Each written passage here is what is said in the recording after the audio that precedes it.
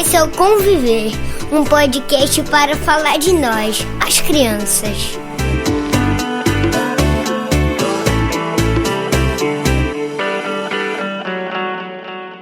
Olá, eu sou Catarina Gonçalves e este é o Conviver, um podcast para falar da vida com as crianças. Este é o nosso 5º episódio e ele tem um gostinho muito especial.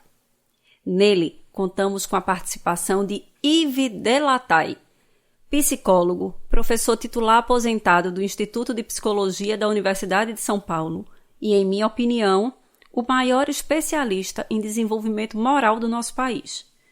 A produção do professor Yves tem um impacto profundo na minha formação pessoal e profissional, e por isso me emociona muito ter tido a oportunidade de conversar com ele, registro que agora compartilho com todos vocês. Que vida viver? Foi essa pergunta, levantada no livro Moral e Ética, Dimensões Intelectuais e Afetivas, que me fez repensar minha vida, quem eu sou, minha existência. Foi essa pergunta tão profunda que pela primeira vez me levou a refletir sobre a minha própria dimensão ética e os impactos da minha vida na formação moral dos meus filhos. Foi lendo Delatay que fui construindo, pouco a pouco, explicações sobre como as crianças vão compreendendo a noção de certo e errado e quais os valores que vão ajudando-as nessa construção. Foi lendo a obra de Delatay, Ética para Meus Pais, que nasceu o meu primeiro desejo de ter um Tomás só para mim. Isso porque esse é o nome do personagem principal desse livro, cujas características me encantaram. Mesmo sem nunca ter visto pessoalmente o professor Yves, ele sempre ocupou um lugar importante na minha história profissional e pessoal, já que hoje eu também tenho o meu próprio Tomás, que ensina muito de ética, não só para os seus pais, mas para todos aqueles que têm o prazer de conviver com ele.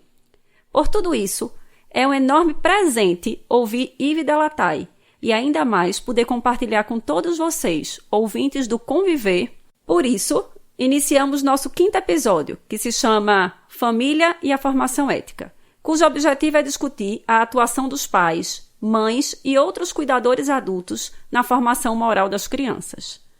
O centro desse bate-papo é o que nos leva a assumir uma postura moral, ou ainda, na perspectiva de Delatay, como podemos construir uma personalidade ética.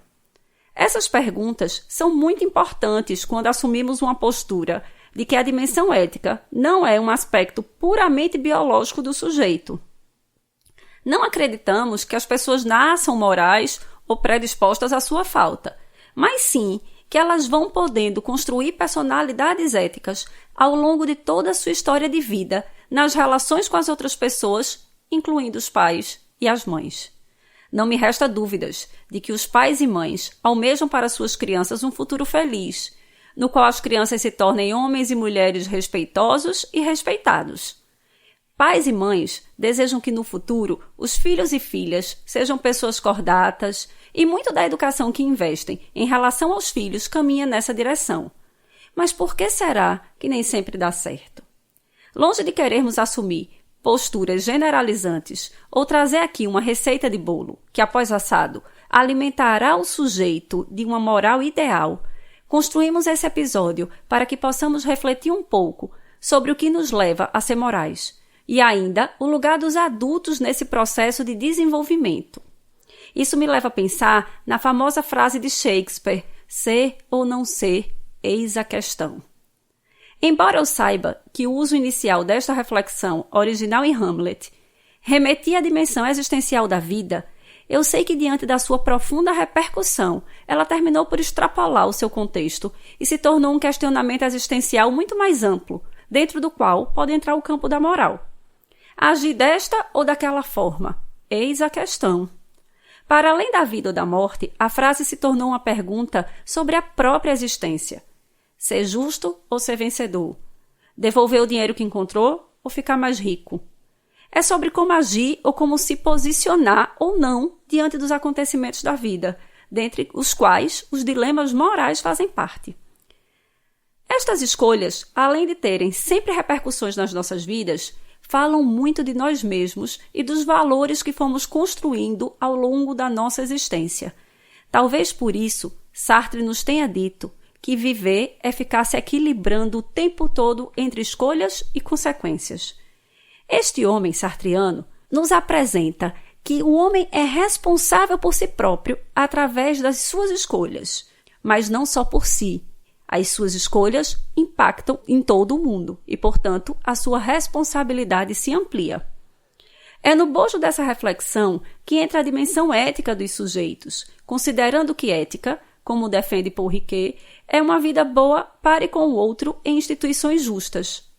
Mas como decidir o que considerar antes de agir? Pensando nessas reflexões, eu indaguei Tomás sobre como é que ele entende que uma coisa é certa ou errada. Ele nos disse: sabe como eu sei como que é certo?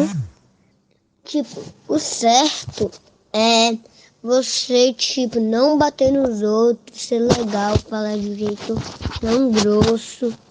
E o jeito que eu sei isso, pensando, é a única forma. Tomás levantou uma questão muito importante.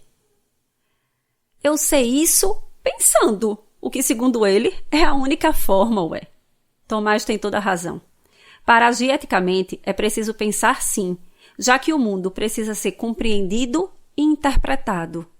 Tomás nos faz pensar, a partir de sua simples e sábia reflexão, que há uma dimensão intelectual do saber fazer moral, que requer dos sujeitos uma capacidade de reflexão sobre a vida, decidir a partir de valores do sujeito e do seu conhecimento acerca das regras e dos valores e princípios que as sustentam. Mas não é só isso. Há outros elementos que atuam em nosso processo de formação moral e, portanto, decidimos conversar com quem entende muito desse assunto. Apenas para situar o rumo dessa prosa, Yves Delataille dialoga numa perspectiva piagetiana do desenvolvimento. Piaget é um estudioso do desenvolvimento humano que defendeu inicialmente o fato de que a moral não é uma simples internalização de valores. Por isso, buscaremos compreender por que algumas pessoas agem numa perspectiva ética, enquanto outras não. Foi assim que perguntamos a Lataille: quais são os fatores que levam uma pessoa a agir numa perspectiva ética? Bom, são vários fatores. Então, vamos tentar ser organizados. Né? Primeiro fator, há um desenvolvimento moral e ético. Né? Há um desenvolvimento que começa lá por volta dos 4 anos de idade e, a rigor, não acaba nunca. Pode continuar a vida inteira. E esse desenvolvimento é apoiado firmemente, mas apenas em parte, sobre a razão, sobre a inteligência. Por isso que se fala em juízo moral. O professor Yves nos chama a atenção para o aspecto do desenvolvimento, deixando claro que é uma construção e não uma condição de ter ou não ter. Chama ainda a atenção para o fato desse desenvolvimento ser apoiado pela razão, como nos disse Tomás quando falou que descobre o que é certo e errado pensando. É o que Yves nos apresenta como juízo moral, tal qual descrito por Piaget, mas ele prossegue explicando como ocorre esse desenvolvimento. As fases desse desenvolvimento, grosso modo, são, num primeiro momento, há uma fase chamada de heteronomia, que corresponde à obediência a figuras de autoridade. E como se trata de crianças pequenas, em geral, essas figuras de autoridade são essencialmente os pais, se tanto que eles exerçam esse papel de autoridade. Se eles forem ausentes, né, se eles forem, digamos, transparentes, aí já é um prejuízo para o desenvolvimento moral, porque não há regra, não há norma, não há indicações do certo e do errado. Mas é razoavelmente raro isso acontecer, pelo menos espero que sim. E a segunda fase, depois da heteronomia, é uma fase de autonomia. Não, pequena autonomia. Tem gente que nunca vai desenvolver uma plena autonomia a vida inteira, mas um pouquinho de autonomia, sim. O que significa que agora a referência do bem e do mal não é uma figura de autoridade, mas é um raciocínio próprio, daí a ideia de autonomia. Mas, para que haja autonomia, e aí nós podemos justamente pensar no confinamento social, Um fator essencial é a relação entre as crianças, porque elas são iguais entre si, né? Nunca poderá haver realmente cooperação entre pais e filhos, porque ela sempre é um pouco distorcida pela assimetria inevitável que há entre os pais e as crianças, outros os professores, as crianças, enfim, o adulto, criança. Não, a relação entre as crianças é extremamente rica para aumentar as chances de um desenvolvimento moral em direção à autonomia. É por isso que eu disse que no momento de pandemia, o isolamento social, o fato de as crianças ficarem apenas com os pais e irmãos, e, portanto, não com seus coleguinhas, e com toda, inclusive, a riqueza que, em geral, existe numa escola, é uma perda considerável. Claro, será recuperada quando as coisas voltarem ao normal, mas dá perfeitamente para entender que é uma perda, né? Quando a gente faz recuperação, isso implica que haja uma perda. Então, a partir do que Yves coloca, é um desenvolvimento que começa na heteronomia, fase na qual o adulto tem um valor muito importante, podendo chegar até na autonomia, quando a pessoa já raciocina por si. Depois dessa fala de Lataille, voltei a ouvir o que me disse Tomás e identifiquei claramente meus valores morais no juízo moral dele. Vejo que Tomás começa a construir suas interações com as outras pessoas a partir das janelas que eu vou abrindo para lhe apresentar a vida. Quando ele me diz que o certo é não bater nos outros e falar de um jeito que não seja grosso com as pessoas, eu chego a escutar a minha voz no fundo da sua fala, dizendo: não gostei do tom que falaram comigo, ou quando alguém bate nos outros, isso me dói demais. Para que uma pessoa haja eticamente falando, ou moralmente falando, estou usando as duas palavras como sinônimas aqui, tá? Embora elas não sejam necessariamente sinônimas. É preciso que a pessoa tenha desenvolvido o que eu chamei, ou que eu, entre outros, chamamos de personalidade ética, ou personalidade moral. Que, em poucas palavras, significa o seguinte: agir de forma moral, portanto, agir de forma justa.